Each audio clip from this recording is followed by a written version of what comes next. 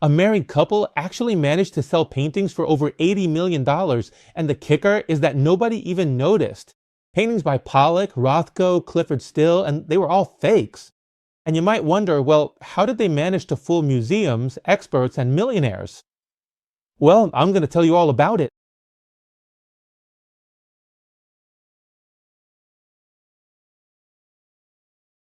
Hi, I'm Antonio García Villarán, and I'm here to tell you a story that is a total fantasy. You're going to flip. And the thing is, this story is way more bizarre than you could ever imagine. Because it actually sounds like one of those jokes, the ones that go, an Englishman, a Frenchman, and a Spaniard walk into a bar and, right? Well, it's kind of like that. Because the people involved in everything that happened are a Spaniard from Lugo, a woman from Guanajuato, Mexico, and a Chinese man. And man, oh man. But let's start at the very beginning. It turns out that José Carlos Bergantiños, a guy from Lugo, meets a woman named Glafira Rosales from Guanajuato, Mexico. They fall in love, and that's where it all begins. They move to New York, and there, on a Manhattan street, they find a Chinese artist painting, and they ask him, hey, could you make us a painting that's a copy or inspired by this great artist? Sure, I can do anything, and so on, blah, blah, blah. All right, do it for me. I love it. And then, the thing is, they were fooling the art world for a very long time, for many years, but that's not how they got caught. No way. They got caught for tax evasion. And of course, once they're busted for tax evasion, they start pulling on the thread and they realize, wait a minute, this thing that seems so small is actually a whole world. Glafira was captured in the United States by the FBI, and Jose Carlos was captured in Seville, the city where I live, in Spain. And as for the Chinese artist, well, I'll tell you about that later. I'll tell you later because we're going to get into the details, and this story is spectacular. In fact, Jose Carlos Bergantiños actually said the following in a statement. One of my mistakes was getting bad accounting advice. If it weren't for that, I wouldn't be here talking to you. Well, that's what he told his lawyer in Lukov. And of course, he was charged with crimes like fraud, tax evasion, wire fraud, money laundering, and conspiracy. And all of this with the help of his brother, who was also in on it. But anyway, you might be wondering, well, which paintings did they forge? What exactly were those forgeries? Well, I'm going to tell you. Don't think they forged paintings by Velázquez, Goya, or Gentileschi, people like that, who are much harder to paint, and whose period materials are harder to find. No. They went for something relatively easy. I mean, they chose works by Jackson Pollock, and Pollock used dripping a lot. Dripping, which is basically splashing little bits of paint on the canvases, right? And Mark Rothko, and yeah, Mark Rothko's totally cool, but the paintings are just these very large planes of color. In other words, they chose works that weren't very complicated to make. I mean, that could be done by a painter with a bit of skill. And another very important thing is that they went for contemporary artworks. I mean, works from the 20th century. So the materials used back then, well, in that 20th century era, not long ago, right? Those materials were also very easy to find. And of course, all this combined with the craftiness of Jose Carlos and Glafira made the magic happen. What Jose Carlos did to get those materials was go to flea markets, antique furniture markets, and he'd look at, say, a sideboard that had a panel from that era and say, hey, Basquiat used to paint on panels like these, right? So he'd buy the piece, take off the panel, which was already old from that era, and the Chinese artist, I'll mention his name later, well, I'll put it right here. He'd paint something similar to a Basquiat, and, well, they'd age it. How'd they age it? Well, he'd take tea bags and put them on the painting like this, heat it up with a hair dryer, and leave it outdoors in the light. I mean, he did a bunch of things to make the painting age quickly. And of course, in the end, it seems he pulled it off. He did it very well because he passed them off as the real deal. And money. And of course, you're probably wondering, okay, Antonio, but who is this Jose Carlos Bergantiños? I mean, was he some kind of mastermind? Was he a highly intelligent person? Was he an evil genius? No, no, no, no. On the contrary. I mean, I don't know if this is a story of overcoming adversity or just plain old shamelessness. You tell me. Let me know in the comments once I told you the story. Well, look, it turns out that Jose Carlos Bergantiños was born in a small village in Lugo and didn't have a very easy childhood since his father was a Civil War veteran and was unemployed. And his mother, from what people say, was good at painting, and she was actually the one who supported the whole family. But of course, in those days and in that kind of family, kids started working very early, right? Jose Carlos Bergantiño started working at 9 years old as a bellboy in a spa, and that job led to another. He worked in bars, doing whatever he could find. So I can see why people talk about the Spain of Lazarillo de Tormes, right? Those tricks that people say Spaniards have? Well, I guess everyone has them. But anyway, he was learning. The school of life, the famous school of life. Jose Carlos Bergantiños had it, I'm telling you. And who was Glafira Rosales? Well, she was a woman born in Guanajuato, Mexico, into a very poor family with many siblings, and their own home had neither running water nor electricity. And besides, their father made them work on the farm before and after school. All the children worked because there was no money. There was a lot of need. And I suppose they also learned, I don't know, certain tricks to survive. Well, this woman, who also wanted to get out of there however she could, learned some nursing, got a job as a nurse, and at 16 years old, she left home. And how did Glafira meet Jose Carlos? Well, by a twist of fate. I mean, Jose Carlos went to Mexico for a job, caught dysentery, a disease that almost killed him, and of course, that's where he met Nurse Glafira, who he said in statements practically saved his life. Well, look, the two of them fell in love, everything was great, everything was magnificent.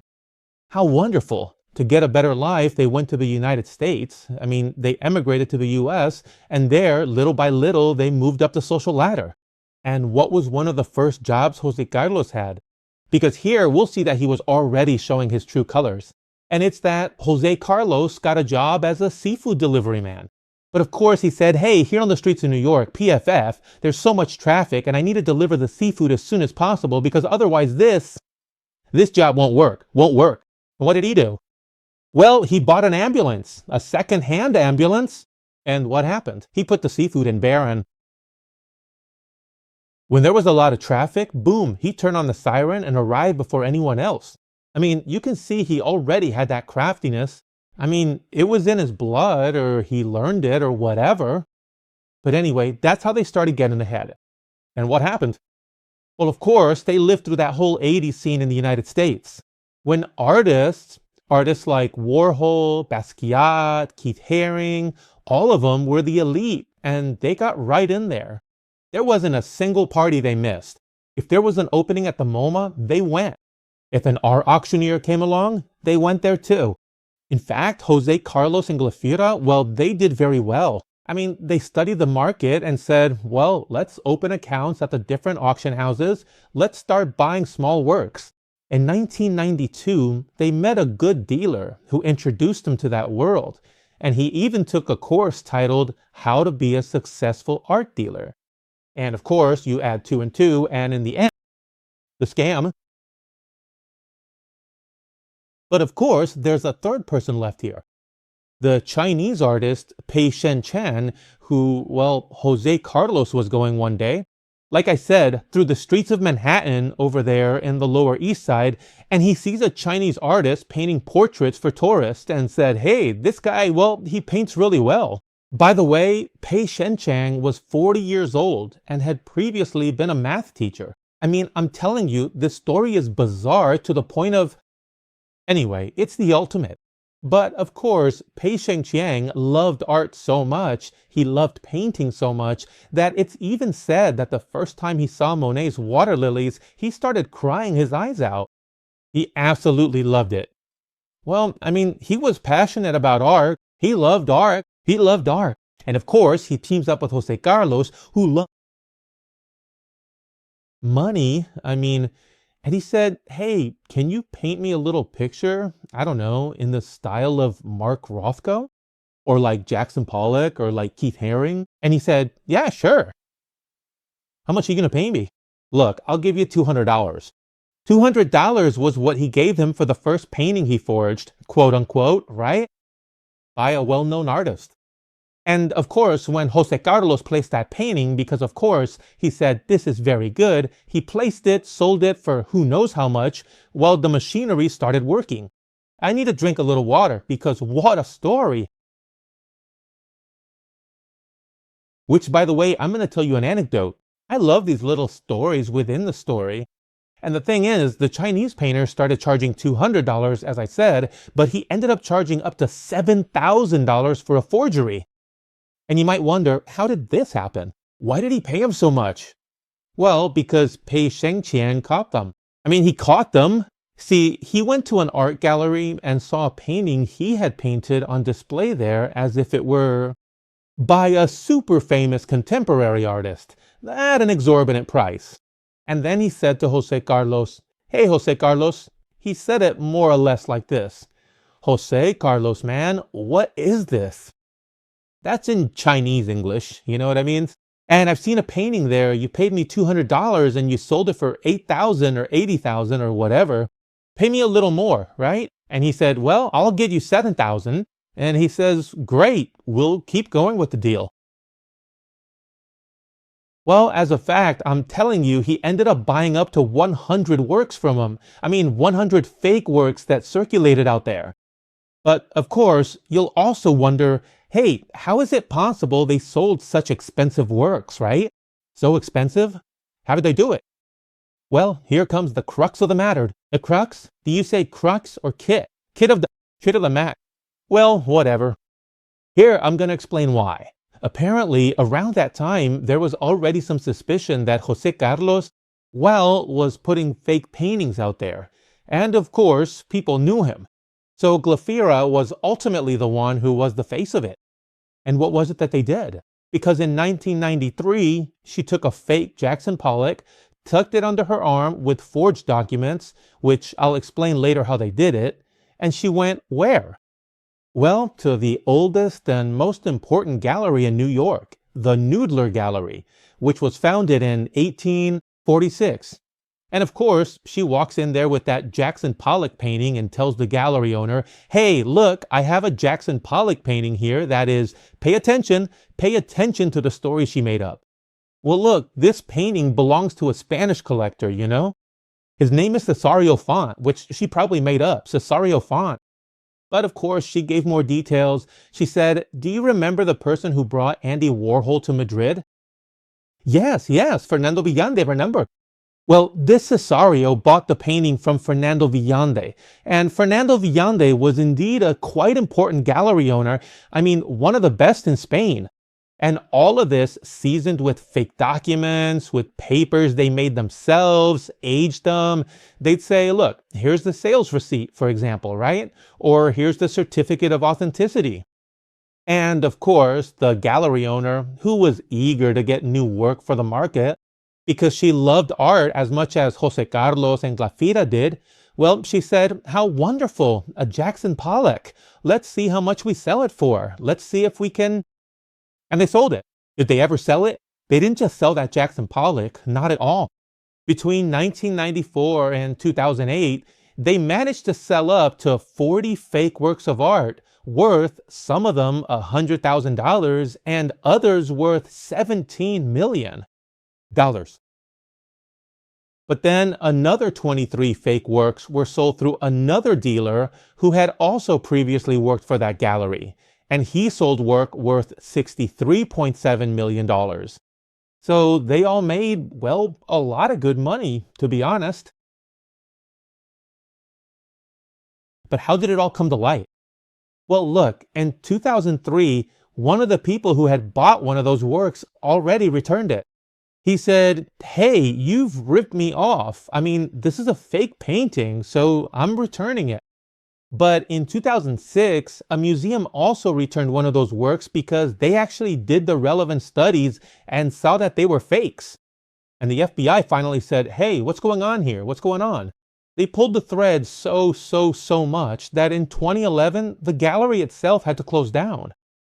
And in 2013, Glafira was finally arrested by the FBI in the United States. And as I said at the beginning, why was this discovered? Because the FBI said, let's see, there are rumors of a scam here. Here we see that they've evaded taxes. These people who initially arrived in the United States with nothing, right? And they lived in a tiny little apartment. They managed to live in an apartment. Well, an apartment, a huge $2 million apartment. And of course, the biggest thing, what made it all blow up was that they followed the money. Of course, when you follow the money, you see who's to blame. And they started investigating the accounts and saw that some of what Glafira had told the gallery owner, that thing about, well, yes, in Spain there was a certain Cesario who sold me works, who wanted to sell the work through her, but also when they got tired of that Cesario, they said that in Europe, she knew the son of a European collector who didn't want to give his name, who was Mr. X, and that his father had died. He had a very large, very important collection, and he wanted to sell it. And of course, she'd tell her, well, this painting is from Mr. X, this painting is from Mr. X. But the money didn't go to Mr. X. When a work was sold, the commissions were, or used to be 10%, but where did the rest of the money go? To an account that Glafira had in Spain. And of course, they said, hey, well, it seems that Mr. X either doesn't exist or you made him up, or both. The consequence of all this? Well, Glafira was caught and they told her, look, we're going to give you 99 years in prison for what you've done. Unless you cooperate with the FBI. And Glafira said, well, I'm going to cooperate. Sure, why not? I'm going to cooperate. So she told him absolutely everything.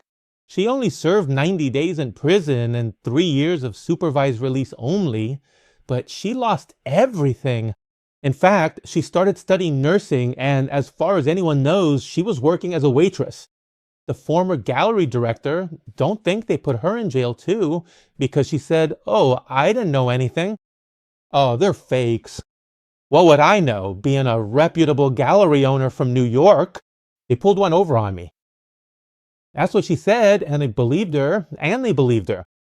So much so that after working at that gallery and not getting caught anywhere, even having taken the commissions she would take, she opened a new gallery on the Upper East Side and kept selling works, I guess. Selling fake work? I don't know. Real ones? No idea. The Chinese artist Pei Shin-chen managed to flee or escape to China with his family. He's still living there. They haven't caught him. He's doing well there, wonderfully making his art, and he's very proud. He says he's very proud because he says the FBI said in a statement that those works were of magnificent craftsmanship. In other words, they were very good works. And he says, well then, I'm a great painter. But the worst part of all is that this Chinese artist, for example, never actually saw those paintings in person. He never saw a Jackson Pollock in any real museum. He never saw a Mark Rothko painting in a gallery. He painted everything from photos. Even so, he managed to fool everyone. So he's over there scot-free too. Great. And what happened to Jose Carlos? Well, Jose Carlos was caught in Spain, in Seville. He even had a fainting spell when they caught him. But of course, they couldn't extradite him. Apparently, there are issues between Spain and the US regarding taking him there to stand trial. Anyway, in the end, he also got off scot-free. He's living the life. I don't know, maybe he's in Malaga eating grilled sardines or hanging around the taverns of Seville. Eating spinach with chickpeas with his little beer right there. He's free. And to give you another detail that's the icing on the cake, you should know that with all that money he made, Jose Carlos Bergantiños didn't just start buying, real estate. He started investing all over the place. And of course, he bought works of art, but real, genuine works of art, not the fakes he was selling. So, What's the conclusion of all this? Well, the first thing I have to tell you is that those millionaire buyers who spent all their money, or not all, but a lot of money on those works that were supposedly real, right? Right now, what they have are fake paintings in their living rooms. After that, the scammers finally proved that human ambition is blind. When someone wants something and believes it, they're capable of doing anything. There's even something very important, It's that two people who initially didn't belong to the art world, had no formal art education or anything, managed to fool museums, the entire art world, dealers, journalists, everyone. Everyone. I mean, this drags contemporary art through the mud. And what seems most important to me of all, which I always say in my videos and won't stop repeating. What's more important, the quality of a work or the name? Because of course, if that work was very well painted, if people liked it, and they said, hey, this work has the quality of a Jackson Pollock, right? I'm just saying, for example, why shouldn't it be worth the same as a Jackson Pollock? What's the deal? Does it have to be by Jackson Pollock, right? Well, I always advocate for the quality of the work, for the work to be good. In this world we're living in, obviously, if you, as I've said many times, if you're going to buy a Picasso, people only look to see if it's by Picasso. They no longer care what's actually painted. And I think that's terrible. Even at auctions. At auctions, I've also said it more than once, that it really catches my attention that when the painting comes out, and recently, right, I made a video about the 10 most expensive works of 2025, $236 million for a Gustav Klimt painting. Well, when the Klimt painting came out, people didn't applaud. People applaud when they announce the final price. In other words, they applaud the money and they don't applaud the work, which is what they should do, right? The Klimt, Julian, is yours. Congratulations. 19 minutes of auction, 6 bidders, and a final price of $236 million with commissions. But now I'd like to know what you think. Let me know in the comments. And if you want to learn to draw, to paint, and to sell your work online, you know I have my online academy, Create 13, where all the courses are. Check them out. If one fits you, if you like it, then do it, because they're wonderful. And smash the like button, subscribe, share it. And if you want me to keep making this kind of content, you can support me from here. Thanks for watching, and I'll see you very soon.